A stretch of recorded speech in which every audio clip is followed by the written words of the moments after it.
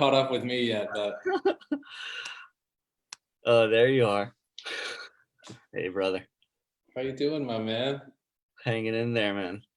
How Yeah. are you? Yeah, thanks for asking. I'm I was doing fine. Like I was doing just fine, for most of the time. I've been here in Milan for like 5 weeks now. I was doing just Where are you fine, in, and in Milan? yeah, Milan. Wow. Yeah. So like I was doing just fine for the first probably 4 weeks or so, even 4.5 weeks. But Friday, Saturday, Sunday was a little. I just felt like brittle, like interiorly just a little brittle. But I prayed a bunch, feel more like myself today. Yeah. I've been feeling like this pendulum between um like abundant over just overwhelmingness and fear to then like hope and rays of light, and it's back and forth, back and forth. Like the same day or the same hour or Yeah, or the same moment. yes, I know that. Yeah. Okay. You know Yeah, that that feeling. resonates. Yeah, it's a bless. Yeah. It's such a. It's like it's you get sensitized to your surroundings so quickly, like the blessings, that often get framed as stresses because they can be Yeah. stresses too. But Yes. um, I think we're live, by the way. Great. Yeah. Welcome, everyone. It's going to be like a slow cooker start, but I am so pleased to be here with my soul brother, Father Patty, and we titled this session "A Rabbi and a Priest Walk into a Zoom Meeting."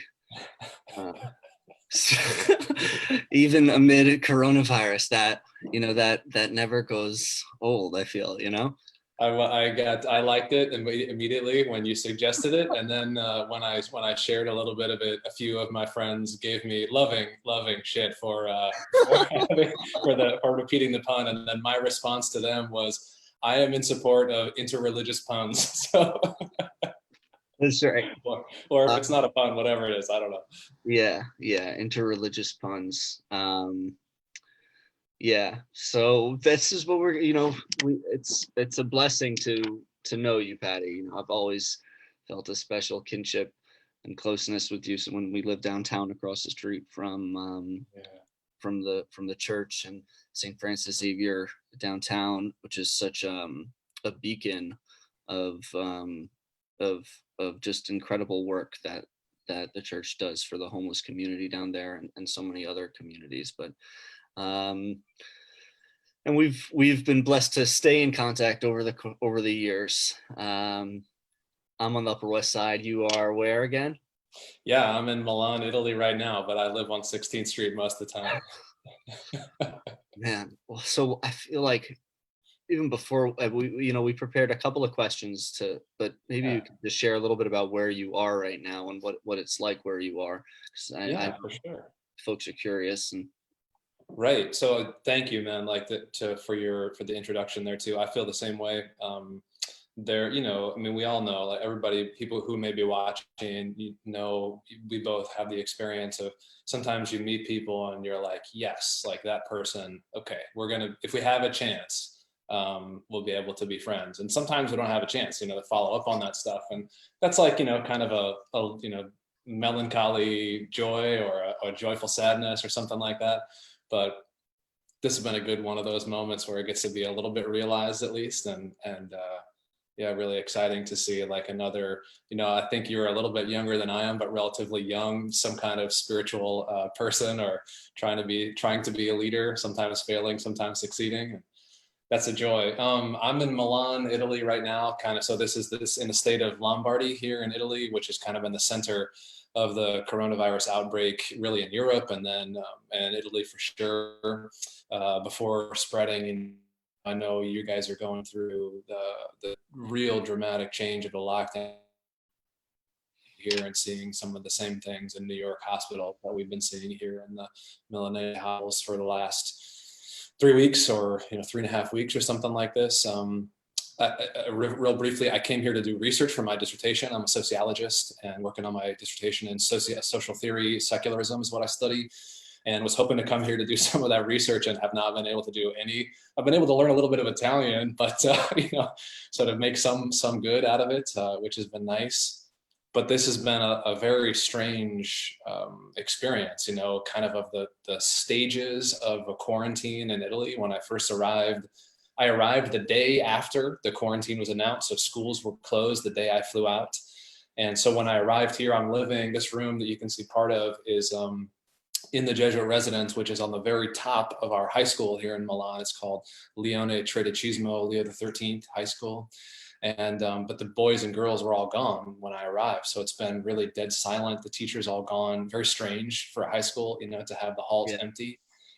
So that's been a little bit of a strange experience. And even in the first weeks, though, I could walk around the city, and there's so many things. This is really my first time in Italy. I was here very briefly before, but and I'm alone. I'm on my own, other than a few other Jesuits here who've been very welcoming. But I don't know anyone, and so that was kind of a strange privilege to walk around the city and experience as a stranger. I got to see a lot of amazing sights. The Duomo, the famous cathedral here in Milan, incredible towering cathedral. To see that, to see like the body of St. Charles Borromeo or the body of St. Ambrose, and incredible sights there for me. But then about a week after that, then there was a further lockdown. So we've been really constrained to our house here for probably 3 weeks or so. So it's been a big, constraint. Are you going outside at all, or? No, yeah. So like we have a little rooftop terrace, which is a real privilege because a lot of people don't. But the level of quarantine, especially here in the north part of Italy, very serious. Like, don't leave your house except to go to the doctor or to the supermarket or to the drugstore, that kind of thing. Wow. Some people are going to work, of course, and some people are violating the rules, of course. But that's the expectation. Wow. Yeah. So I'm comfortable. I've grown comfortable with this room. That's for sure. Wow, Patty, that's a lot. Yeah. How has it been for you guys, my man? Like, you got the new brand new baby, and we have a brand new baby. Shabtai is 9 weeks old, and he's got his two little older siblings. Yeah. It's like juggling monkeys a little bit. It's a blessing, and it's incredibly exhausting. And then there are moments of real like grace and moments of of total despair. But I feel very privileged in where we are.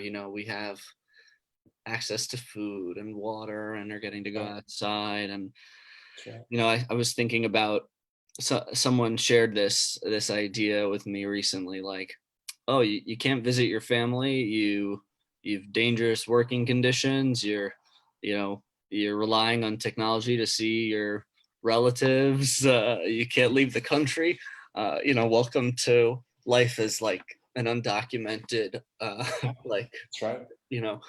And I'm just thinking, in New York, the past couple of nights at 7:00, there's been these. Yes. Have you heard about this? I just heard about it. Please tell me. There are these communal claps. I don't know what else to call it, but people from all over the city have been to stop and thank all like the service workers. Wow. Therapists, nurse, doctors, grocery worker, everyone who's still out and about. And it started on Friday evening as we were welcoming in Shabbat before we did the prayers to welcome in Shabbat. And that was such a powerful thing to huddle by the window and do. And it's almost, it's warlike. It's not, and having never lived through a war. Yeah.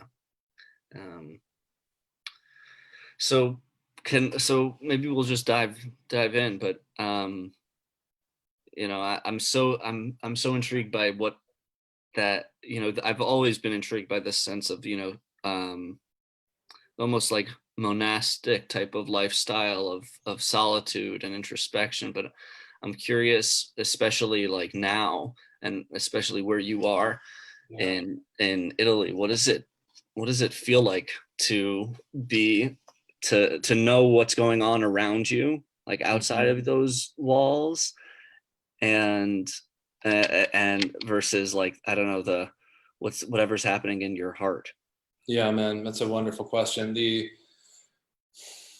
strange thing for Catholics has been, and I don't know, like sometimes I'm not sure how I feel about this coincidence kind of stuff, like, yes, I think that God can act in that kind of a way, but I'm also very hesitant to be like, not everything has a meaning. Like that's the kind of thing. I just want to like back off of that a little bit. Right.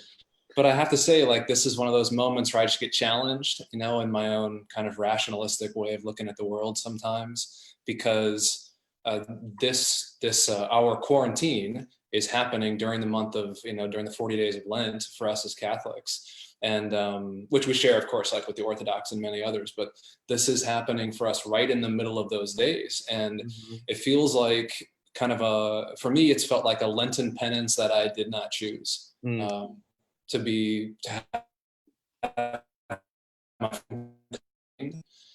and look, like I think about this stuff a lot, like in my research and my study, and sometimes in my preaching and my praying, that I think in America especially, but really kind of in the West, or the part of the vision of the good that we continue to be kind of hooked on, that's really got its fingers in us, whatever, is this image of a version of freedom where we can just do anything Mm. and be anything with no Mm. limitations and all that stuff. Mm. And there's a lot of that version of freedom that I'm attracted to, right? The breaking of unjust barriers that I want to just 100% support. Like I want to repeat the Magnificat, like Mary does for us, Mm. and support that.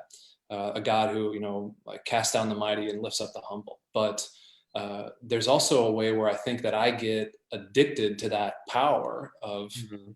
choice. And so to have like this happen to me, at least during Lent, Mm. I don't like the constraint a lot. Like I don't like it, but I Mm. have to say that underneath my resistance to it, it feels like there's something in there Mm. that's a possible grace.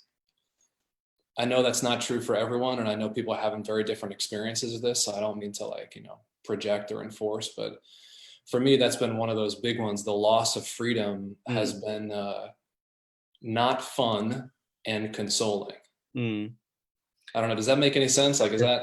Yeah, totally does. I think about, having like the freedom from doing something, to the freedom to being able to choose to, and there's something, I totally get that sensation, you know. I I'm thinking about, it was just announced that the Mount Sinai Mm, has like an overflow of, now of the hospital. They're setting up this, and it's through, I think, a church organization that's helping them yeah. finance, and set up this makeshift hospital in Central Park right now. Oh my um, God. Connected ventilators, and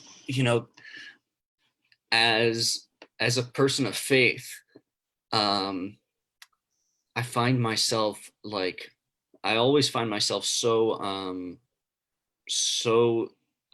moved by, the work of the church in terms of, the outreach to the homeless and the suffering, and I think about just how, isolated those people are right now.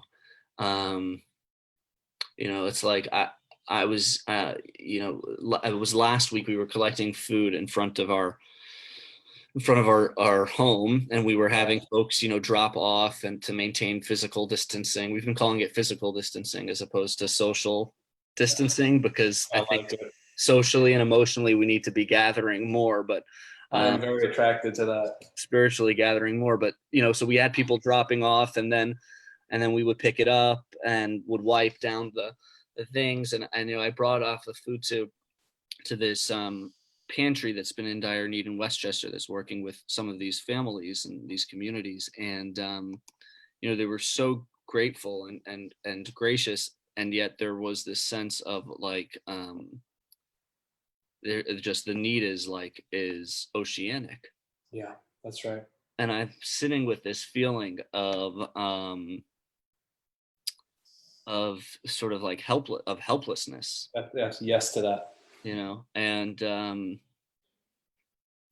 curious, like, what do you, how do you, This is, what do you feel, how do you feel about that? Like, yeah, man, I how do you, really how do you sit feel with that, feeling? poorly. Yeah, poorly. It's, this is one of the things that's been running through my head is, my heart.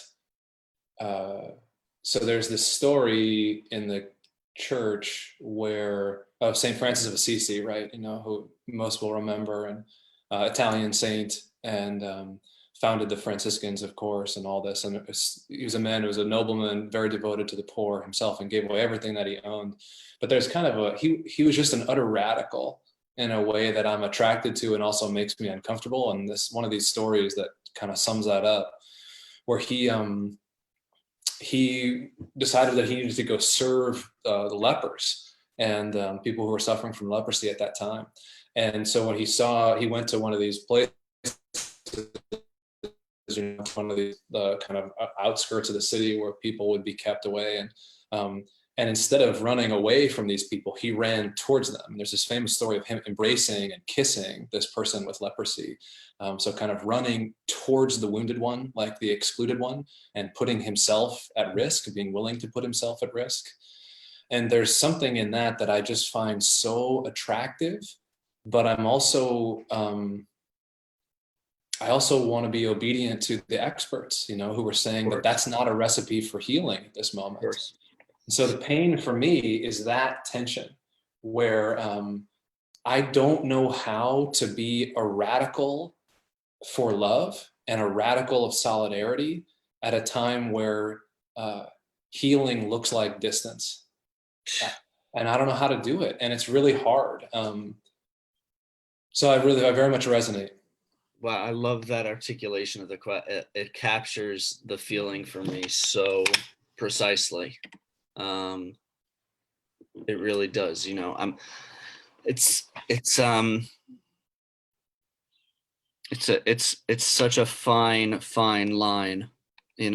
I feel I often, for my own self, I think about my family. I think about, as a grandchild of like Holocaust survivors and refugees, I think of the, sort of the traumas or of my people's past, and how their faith has sort of like has been a type of like centering or grounding point for them in the past. And there's a part of me that there's this concept of there's no such thing as despair, right? The mystics would say there's no despair in the world. Wow. And at first glance it feels like a preposterous claim, because you like that's all the world can feel like sometimes, like everywhere, especially in moments like these. But I think there's a powerful feeling to there's a power in like in sort of giving into that feeling a little bit. And then the redemption that can come from it, and I think that, in our calendar right now with Passover, right, being lifted from despair is I think the story of Passover is being redeemed, is a people enslaved, and all they're knowing is it's in Hebrew the word is Mitzrayim, which comes from this idea of like a narrow strait. So like leaving Mitzrayim is about leaving the place of narrowness and confinement. And it's like, you can't make it up, because on the one hand it feels all the more apropos in terms of where we are right now. And yet, like, we can't gather in the ways that we do gather normally, you know. And we've been doing a lot of online classes and trying to reach out to isolated seniors and elderly, as much as we can. I think we've been trying to use this like tool That's of right. of the internet for good, to gather in these more intentional ways. But it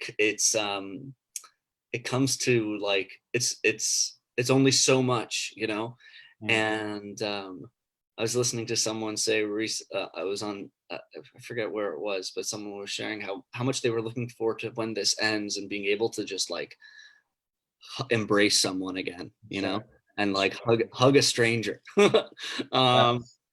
And Yeah. like those basic things that we just, those impulses that you of like wanting to help, wanting to be an ally, wanting to be a supporter, an advocate, and physically, not being able to, or choosing not to, because of it's like it's so twisted in a way.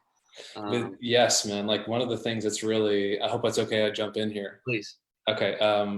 The One of the things that your comments are really stirring up in me is that okay, this time of separation, right, of distancing, of kind of accepting the constraints, that the picture you're painting, Yeah. even if we accept it poorly, but that acceptance can come from more than one place. And so in the Ignatian tradition, the Jesuit tradition, we're founded by Saint Ignatius, so we call it the Ignatian tradition. He's this, for us, a real spiritual master. And one of the things that he helped us to notice, or helps me to notice, is that there are two spirits operative in the world and in us, and us as individuals and us as communities. And he Mm-hmm. says, it's the Holy Spirit for us and the third person of the Trinity. And then also what he says, the enemy of our human nature, the one who pulls us away from what we're intended to be. And so that experience of those two things at war within us, the kind of light it sheds from the way what I'm hearing you talk about is that there's a way that we can withdraw into these spaces of constraint in our homes, or for me, kind of in this room. We can do it out of fear, or we can do it out of love. And we're in the same physical location, right? But the experience is not the same. Like the experience is not the same thing. So we make this sacrifice either because we're afraid of suffering ourselves. And, look, like, I am willing to accept goods that are less than perfect. If that's where we are, like, yes, good. Like, I'm willing to accept that if that's what leads to our social healing. But the good that I want to try to live into, to embody, is a withdrawal in love and out of love. And that refuses to allow fear to become the dominant motivating force, the inner reality of my life. And I do not always win that battle, Yeah. but that's what I want. Like, I want this to be a withdrawal in love rather than a withdrawal in fear. I love that framing. There's this concept of in Musar texts and ethical teachings that like every day is a battle, between the inclinations of Yetzer Tov or Yetzer Ra. But every day has within it like an abundance of choice. Yeah. And I think of the framing that Moses gives to the people of behold, I'm placing before you life and death, blessing and curse, and choose life. We're instructed to emphatically choose life. That these things which right now might feel so oppressive and isolating us from community, in many ways feel like undermining the tradition, are actually like upholding the tradition, because like the sanctity of human life is just so precious, right? So it's that awareness though that like there is death, and it's awareness that the curse is also there, and it's being able to sort of see both and engage in both, and still actively choose life, and to have that be sort of your outlook. I'm a we should I came across my inbox today, and I feel compelled to share it, not to give it more voice, but almost to counter it. But there was this a fundamentalist like preacher who was sharing how you know, and one of these like fantastical ways of Hmm. like where like the weight of responsibility like lies. And he was saying that, you know, this recent outbreak of the virus is because of like the Jews' lack of accepting like Jesus into their hearts. Jeez. And you know, um in the same and same or similar vein, I saw you know, this Hasidic rabbi who was posting, saying how if only Jews would be more meticulous in their like observance of commandments, you know, in terms of you know, ironically washing your hands in the morning, um, and I never fail to be flabbergasted by by those voices, you know, in terms of the like um how they come from from like within my own faith, but also just from people of faith, to have that type of conviction of or of like Yeah. an assumption of like God's will. Hmm. um you started talking about that a little bit, right? Of like, Yeah, man. Yeah. I wish that being a person of faith or saying the name of God or the name of Jesus, right? I wish that anything, I wish there was a magic word that we could say that would inoculate us from those sinful tendencies, the self-centered tendencies in our beings. But there is not, and being religious does not do it. But nor does being a non-believer, nor does being an atheist. There is nothing, in other words, that will protect us from that tendency in ourselves, except I think I'm a firm believer in the practice of self-sacrificial love. Like it's the regular habit of self-sacrificial love that can put us in a place where we can feel the disjunction, the wrongness of those voices. So like when you say earlier that you never fail to be, you know, surprised or chagrined by it, to me that's a grace, man. Like it really is, the because it's so easy to become numb to it, to allow for me to allow myself to become numb, to put up like the blast shields over my heart. And mm-hmm, I don't want to live like that, even if it's more painful and harder to continue to be surprised, continue to be shocked. And mm-hmm, for me, some of this stuff is related to imagination. And mm-hmm, as you said earlier, you know, like imagining the day when we'll be able to be back out in the streets. And Pope Francis has been, he said something very similar in a homily, maybe, I don't know, a week ago, 5 days ago, something. And he was just a very gentle line. He said, as you go to bed tonight for your prayer, just imagine what it will be like when we are all out in the streets and can embrace one another again. Imagine how good it will be, you know? And I thought, mm-hmm. like, what a great gift of hope and imagination in this time of sorrow. It's, you know, we need more of those voices. We Yeah. need more of those, like of to step into those places of imagination, of like More of hopeful. your voice. More What's of that? your voice. More of I your don't, voice. I don't know about that. I mean, listen, it's like I think about, you know, this notion of like spiritual resistance. You Yeah. know, and during World War II, like that, you know, there were these there was these armed resistance. Like the Warsaw Ghetto uprising actually took place on Passover Eve.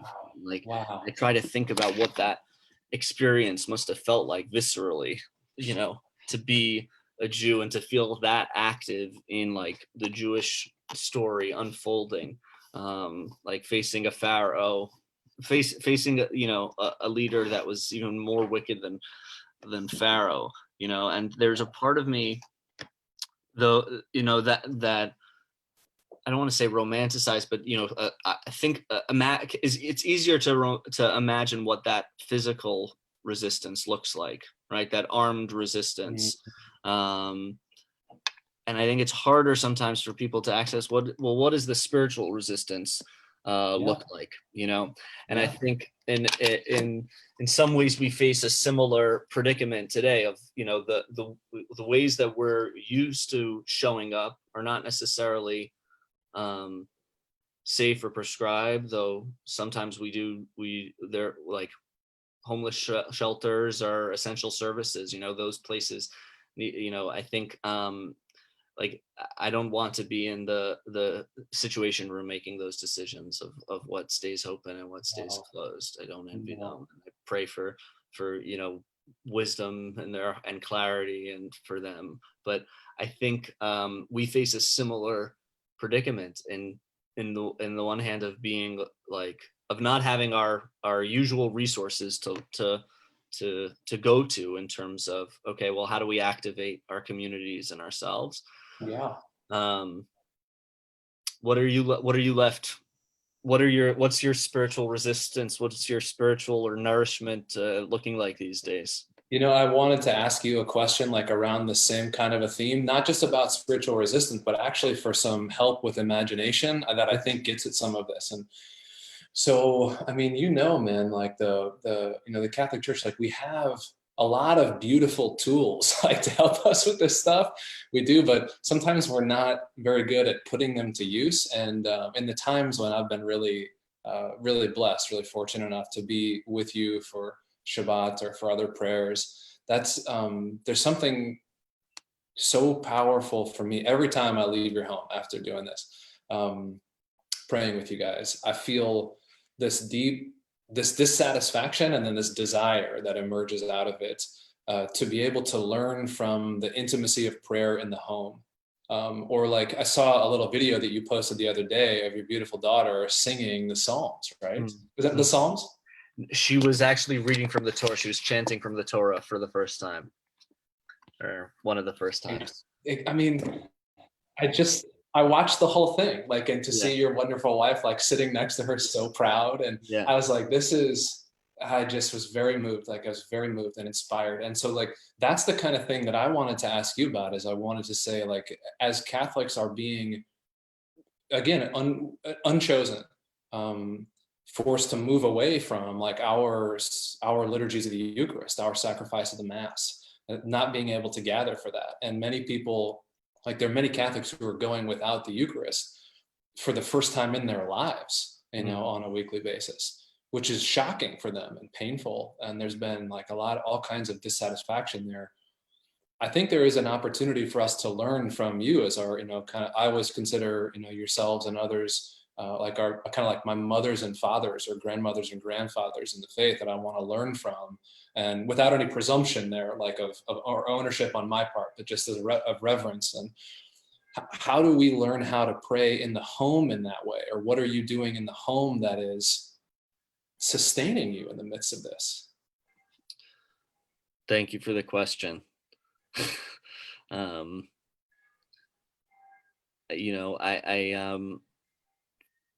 Unfortunately, the Jewish people like are no stranger to mass displacement and exile and suffering.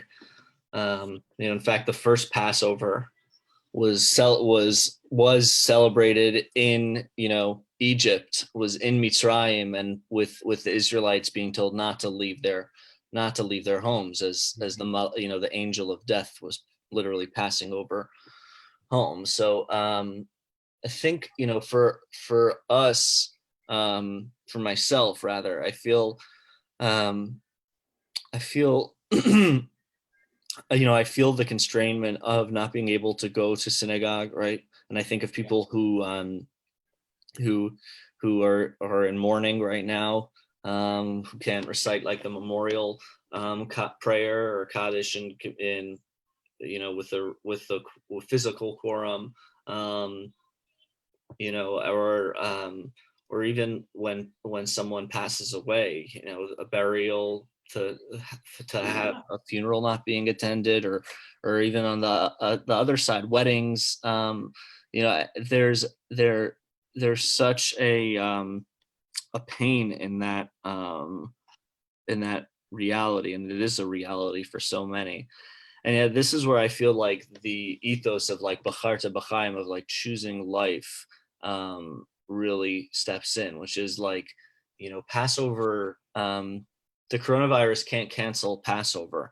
in the same way that the virus can't cancel, the overwhelming like acts of love and kindness that like people are bound to like respond, or bound to respond to. It's going to be different. And I think that there's a certain mourning that needs to happen for the ritual that gets lost I very much agree. in the typical ways. That mourning is, I think, crucial. And for once that mourning can take place, hopefully it can transition to a place of then acceptance, and then imagination of what could be. So there are quorums that are convening online to allow mourners to say to say a Kaddish in a virtual community. You know, various there there are various opinions as to how as to how, to the extent of which those types of things quote unquote work for different types of for different types of rituals. But I think we need to be moving more in that direction of imagination. I mean, listen, when the Jewish people lived in the land of Israel, we had the Beit HaMikdash, that sacred, the holy home, as it were, that was like God's dwelling place, and where the Israelites would offer sacrifices and make pilgrimage to. And then that temple was destroyed, and Judaism as we knew it was ceased to be. And so the rabbis of old were tasked with this unformidable task of having to imagine what the tradition might look like in a home away from home, in exile. And so I think often when we try to imagine our own stories, depending how graceful or we are with ourselves, we might try not to highlight those moments of despair or suffering or displacement. We might try like, oh yeah, we received the Torah at Sinai and made our way to Israel and made our way to the land of Israel, and maybe forget about like the golden calf and the decades of wandering, or like even like the exiles that took place. Like there's a lot of brokenness that accompanies our way to the promised land. Yes. The Karl Bach, who's a rabbi, would say that like there's the like ideal, like lehatchila, and then there's like b'di'evet, sort of like after the fact. And we operate, we might like to imagine ourselves as like complete and whole, but we're very much we very much operate from a place of brokenness, and we accept that brokenness is part of our own human condition. There's a rabbinic teaching that both the broken tablets and that Moses broke out of his fit of rage, and the newer tablets were kept together in the ark as the Israelites traveled. Right? Wow. Such a powerful idea. Like, why would you hold on to those broken shards? Wow. But I think for us that serves as the most important reminder of what can come from brokenness, and what it is to live with that brokenness, as opposed to expelling ourselves from it. Yeah. So that was a long answer to beautiful my question that I asked you, that you then ping-ponged back to me. That's expert friendship right there. It's just like, how about this? Just listening to you, man, is really edifying though. And it reminds me, this is what's ringing in my mind, is that there's one of the great saints of the whole Christian tradition, before any of the splits that we've gone through in the Christian tradition, is Saint Augustine, and he lived around about the year 400.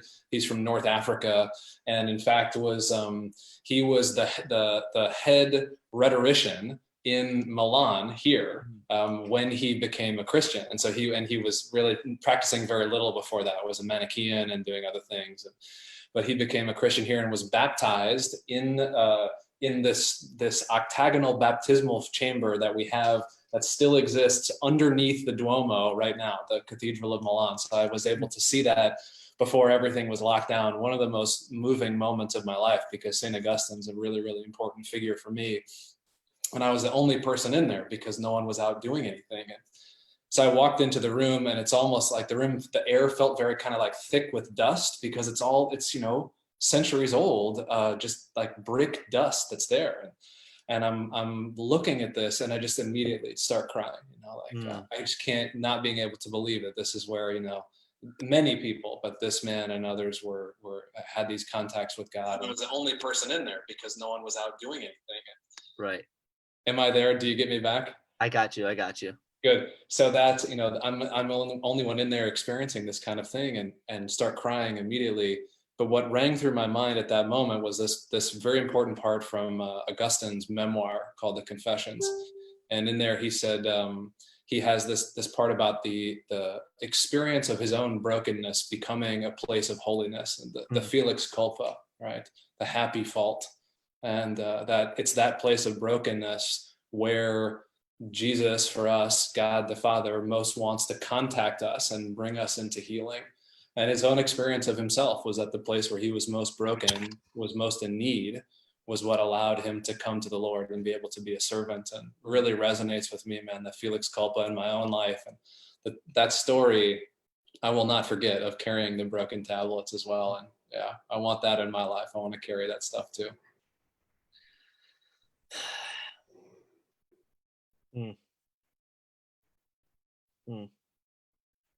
What's your prayer life looked like these days? Yeah, I feel very privileged because I've been able to celebrate the Mass for the most part, which most Catholics are not able to do. So, for example, on Friday evening, usually we celebrate as a little community here. There are 7 of us living together right now here at the high school. And on Friday evening, people were in little meetings or talking with friends or had conflicts come up. And so I was the only one who came for our Mass in the evening, and which is fine. But and I don't usually celebrate Mass alone. But that night I was like, yeah, I really want to do this. I really want to pray alone. So I vested, wearing the purple chasuble of Advent, and was praying the prayers in Italian, which I don't really speak. I'm learning to speak. And that moment of quiet, myself alone with God, who's present there. And there's a moment where, just as you do in your own tradition, in our own way, we break the bread, as Jesus would have done, himself as a Jew. We break the bread in imitation of him. And that moment of breaking there, I really felt kind of the resonance with the loss in myself, what's been lost these days, and the sadnesses that I felt, and then being able to be there with him still present, with the Lord still present for me in those moments. That's been a great moment of prayer. And trying to be consistent also. So that's just, there's so much inconsistency when our rhythms are taken away. So yeah, for me, the first thing I do, after we get cleaned up, I get a cup of coffee and really just sit and be quiet. No devices, no books. Yeah. Here's my heart. And then for me to look out the window, which is right, you can see a little bit there. Yeah. Look at a city I cannot touch. Yeah. How about you, man? How has the prayer been? Prayer with children is always is a prayer in and of itself. Yes. Yale actually taught me that like, being with children back in the days when we would go and gather in person in synagogue, and needing to be on or present with our children was like in and of itself such a devotional act. And it's taken on a whole different type of work here. Thankfully our oldest Rabbi is plugged in for about half of the day in schoolwork, and one of the most incredible parts of that personally has been getting to listen into her class pray and listening to her school-wide prayer as they welcome Shabbat, or now they're doing like these larger daily gatherings. And there is something so heartbreaking and inspiring about hearing like the voices of children, even through a computer screen singing. It's like I said at the beginning, this pendulum marathon pendulum between like hope and despair, like moments of like yishuv hadat, of like being of having respite from the storm, Mhm. back to like agmas nefesh, being like tormented. um Yes. and I think the Jewish mystical tradition is helpful for me, because it reminds me that it's, even in those moments of despair, of Mhm. like isolation, that God is also to be found, amid the midst, and the brokenness. When I'm trying to maybe when I'm trying to pray and I'm getting pulled in all these different ways physically, and like from by screaming kids or other things. I think it's a it's what we might view it as like a privilege to pray, but um I think not that's not the type of prayer that I think we're talking about here. Abraham Joshua Heschel, or like the noted rabbi and theologian and civil rights activist, would say that like prayer is meaningless unless it seeks to like overthrow the like callousness of hatred. And I think um I think that's like I think I think like those communal claps, like those feel prayerful to me, you know. Yes. Um, Yes. I'm wondering if maybe we could conclude with like some a thought and prayer for. I would. That's what I was just going to ask you. I was like, yeah. I mean, I would be very honored if you would. Oh, you're breaking up a little bit. Oh I no! would be very honored if you would conclude with a prayer. If I would conclude with a prayer. Yeah. Um, um, First, I'll begin with a wordless melody, a tune, just to open my heart a little bit before the words come. Okay. Please. Hi da da da, hi da hi da, hi da da da da da da da. Hi da da da, hi da da da, ya da da da da da da da. I die, die, die, I oh, I die, die, I die, die, die, die. I die, die, die, I oh, I die, die, I die, die, I die. Avarachman, merciful, compassionate, and loving Father, Parent, Ribono de Alma, Master of the worlds and universe. Hinenu, here we are, uh, with our hearts open, um, with our minds paused from the turbulent race that often accompanies our day to day. In this moment, we think of you, and we pray for healing, refuah, a healing of body and spirit to all those who are suffering today, physically, emotionally, and otherwise. We pray for the strength to see you and to see your miracles and to see your work, even though it can feel increasingly hard to do so. Chol et erev avoker v'tzaharayim, we say in our tradition, in every moment, in every morning, afternoon, evening, there are miracles around us. So we pray for our eyes to be open to see those miracles.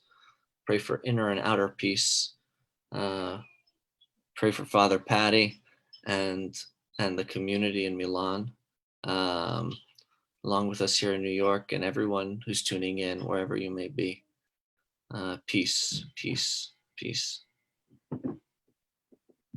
Amen. Patty, thanks for joining me here. Very grateful to be with you, even in these circumstances, maybe especially. Stay safe and stay sanitized, as we like to say over around these parts. I will accept it. Thank you very much, man. Yeah, prayers for you and your family. Please send them my best. Peace, brother.